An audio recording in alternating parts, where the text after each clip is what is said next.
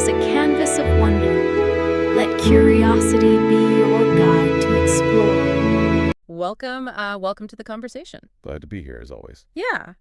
We have this really fascinating source document on the desk today. It's titled simply Maya Angelou Docs. A very simple title for a very heavy subject. Exactly. And our mission for this deep dive is to explore an extraordinary life. Right. We're really focusing on this central, striking paradox. Right. We're looking at how someone who lost her voice entirely, completely stopped speaking for 5 years during her childhood, Yeah. how she grew up to become one of the most resonant, echoing, and influential voices in global history. It's just a staggering It transformation. really is.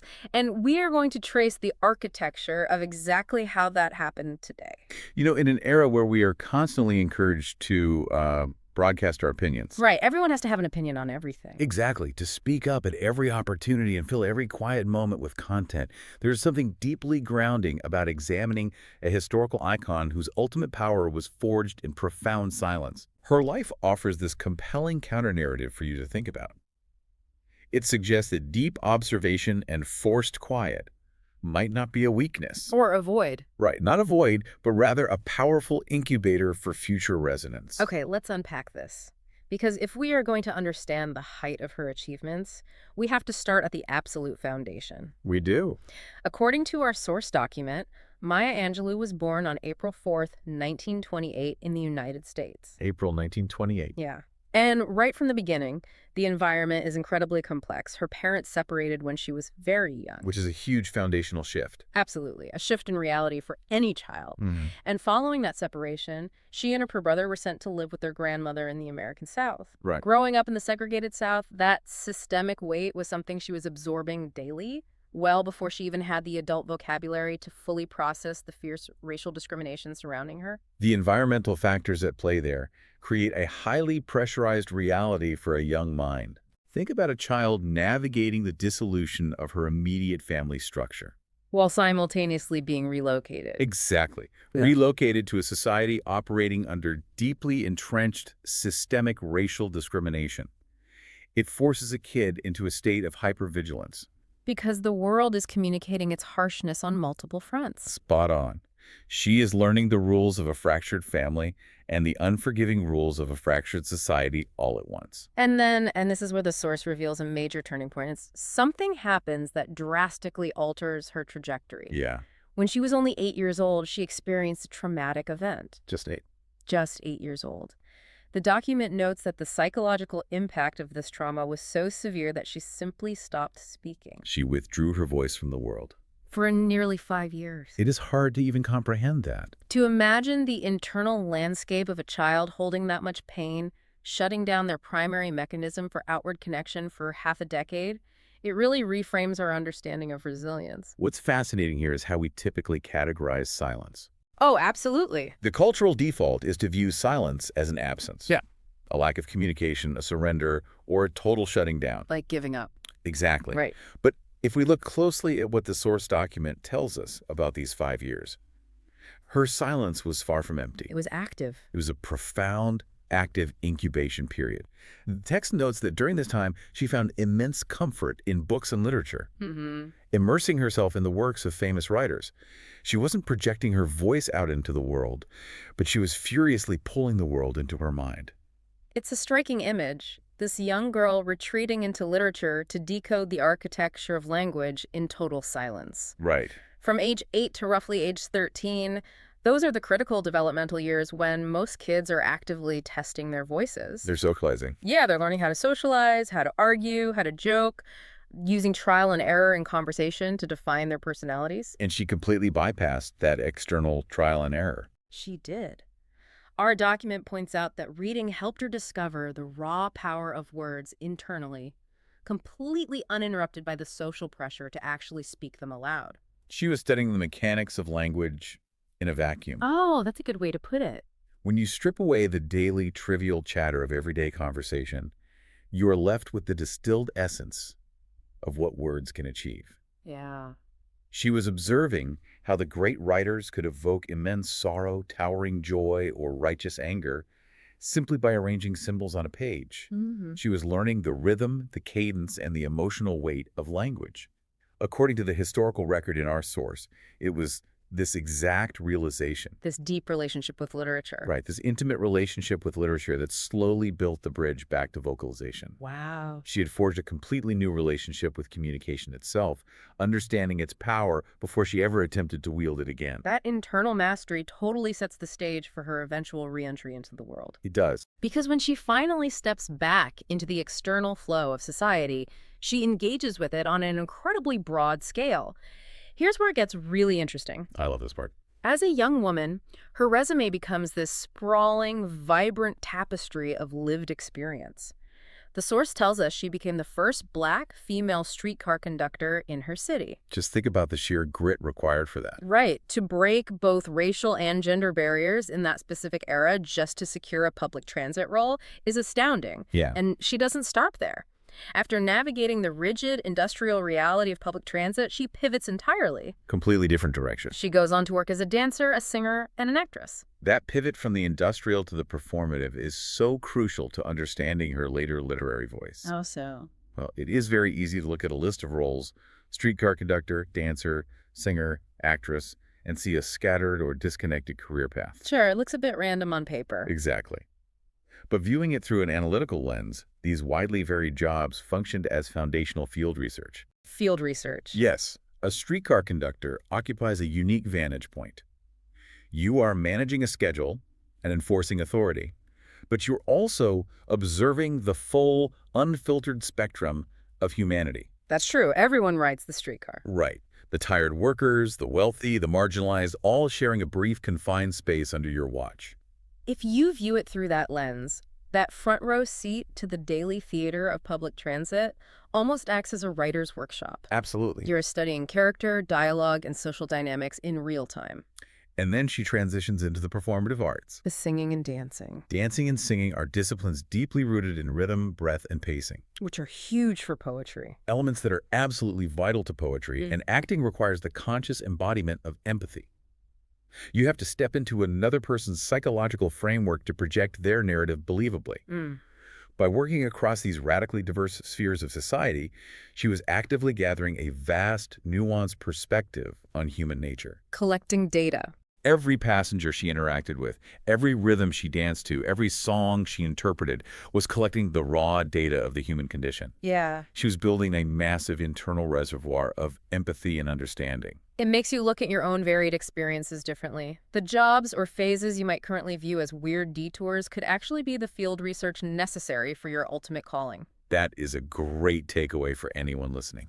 For Maya, all of this lived experience, all of this careful observation of society, eventually demands an outlet. It had to go somewhere. According to our source, as we move into the 1950s and 1960s, she becomes deeply involved in the American civil rights movement. Right. She takes all that gathered empathy and translates it into direct action, working alongside great leaders to fight for equality and justice for African Americans.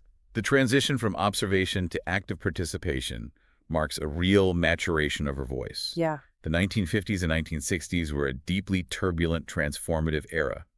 She didn't just observe the systemic pain of racial discrimination as she had in her youth. She was in the mix. She actively utilized her energy, her network, and her burgeoning influence to challenge those systemic barriers. Based strictly on what our document outlines, she is applying the resilience she built breaking barriers as a streetcar conductor and the communication skills she honed in the arts toward a massive societal movement. She is fusing her lived experience with the historical moment. All of these threads, the childhood trauma, the 5-year silence, the deep study of literature, the diverse jobs, the frontline activism, they all culminate in a massive literary breakthrough. The 1969 book. Yes. Our source tells us that in 1969, she wrote her most famous book. It was a memoir detailing her childhood struggles, her experiences with racism, and the story of how she found strength through self-belief in literature. Right. And the document notes it became an international success, inspiring millions of readers all over the globe. If we connect this to the bigger picture, we can see why a memoir published in 1969 achieved such revolutionary success. Why do you think it resonated so widely then? Autobiographies and historical accounts of the American South certainly existed prior to this, but her approach was entirely different. How so? She didn't merely document the historical timeline of the era, she documented the human soul enduring that history. Oh, wow. By taking the deeply specific, agonizing personal pain of her childhood, including the trauma and the resulting 5 years of silence, and rendering it with the poetic rhythm she had mastered over decades, she created a collective mirror. A collective mirror. That concept perfectly captures the alchemy of that book. Yeah. By being ruthlessly honest about her own highly specific struggles, she created a framework for readers anywhere to examine their own pain. Precisely. Readers who had never lived in the segregated South, who had never experienced racial discrimination, who had never gone mute for 5 years, were able to read her words and see their own reflections. They connected with the universal underlying themes, the feeling of being marginalized, The search for comfort. the necessity of finding one's voice, and the reliance on self-belief. She proved that when a writer articulates their own truth with enough raw honesty and structural grace, the narrative transcends the individual It ceases to be just her story. and becomes a foundational source of strength for the reader. The specific details of her life became the vehicle to deliver a universal philosophy on human resilience. That 1969 memoir served as the anchor for a massive body of work, too. It really opened the floodgates. Our source points out that throughout her life, she wrote many poems, books, and essays that constantly interrogated these vital themes of identity, courage, and human dignity. She established herself as a lighthouse for these concepts. The document even highlights that one of her famous poems actually became a global symbol of strength and resilience. People across the world facing entirely different political or personal battles leaned on the specific rhythm of her words when they needed to stand tall. The reach of her work expanded exponentially over the following decades. Her words became tools that other people utilized to navigate their own hardships. When a society talks about human dignity and courage, it often struggles to find the precise language to capture the weight of those ideas. It's hard to articulate. Very hard. Her poetry provided that exact vocabulary. The cadence she learned in silence, practiced in dance, and refined in activism gave a voice to people who felt voiceless. Which brings us to a moment in the source document that brilliantly illustrates the full arc of her journey. The inauguration. Fast forward to 1993. This woman, who, as an 8-year-old girl in the segregated South, was so traumatized, she went entirely mute steps up to a podium to make history. It is an incredible visual. She recites her poem at the inauguration of a United States president. She becomes one of the very few poets in the history of the country invited to perform at a presidential inauguration. Visualizing that trajectory is profound.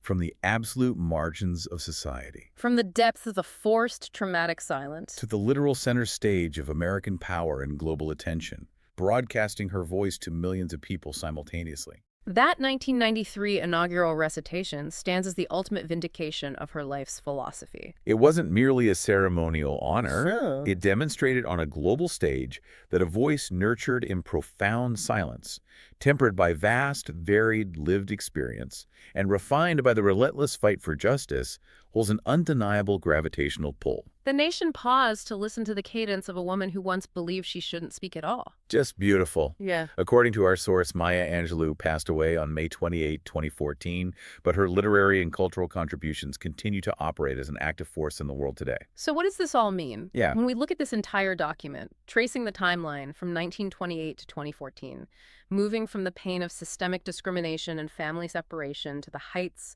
of literary triumph and global influence, what is the core philosophy we walk away with? This raises an important question. How do we categorize our own periods of hardship? That is the big takeaway. It is incredibly common when we are in the middle of a struggle or a period of forced stagnation to view our setbacks as the definitive end of our story. We assume that because we are silenced or sidelined, our narrative is over. Her life empirically dismantles that assumption. It really does. It proves that pain and hardship do not dictate the final punctuation mark. No. If navigated with observation and intention, those quiet, difficult periods can be the exact catalysts that force a person to dig deep, to discover their authentic voice, and to ultimately use that voice to impact the world around them. Her life is the definitive proof that words, whether they are silently absorbed in a childhood bedroom or spoken powerfully on a presidential stage, have the actual capacity to alter reality. They can heal an isolated child, and they can inspire an entire nation. When you consider your own path, her journey serves as a powerful reminder that your voice has intrinsic value, and the difficult chapters might just be the ones building your greatest strengths. I would leave you with this final thought to mull over today, building directly on what we've learned about her childhood. Lay it on us. If a 5-year period of total devastating silence could act as the incubator for one of history's most powerful, resonant, and world-changing voices, Yeah. what might the quiet, seemingly stagnant, or incredibly difficult periods in your own life be quietly preparing you for? Wow. That is a phenomenal question to carry forward. Something to really think about. Absolutely. Thank you for joining us on this deep dive. It has been an absolute privilege to unpack this extraordinary life and pull these insights from the source material with you. It really has been. Keep analyzing the world around you, keep finding your voice, and we will catch you on the next deep dive. Take care, everyone.